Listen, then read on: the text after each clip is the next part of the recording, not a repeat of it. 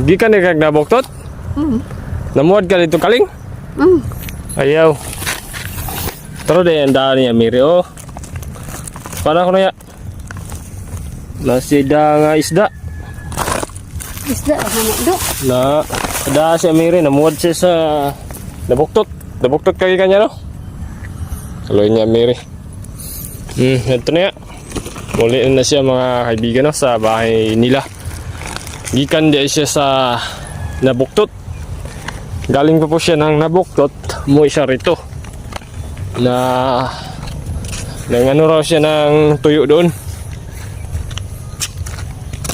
Dapat tuyo ng tuyo. Yan, pauwi na yan si Mary. Yan. Natagpuan po natin siya dito sa daanan, no? At po siyang na kita, kaya tinignan natin kung ano yung kanyang dala. Yun pala ay tuyo pala, tsaka kaunting tinapay. Sige, Mary.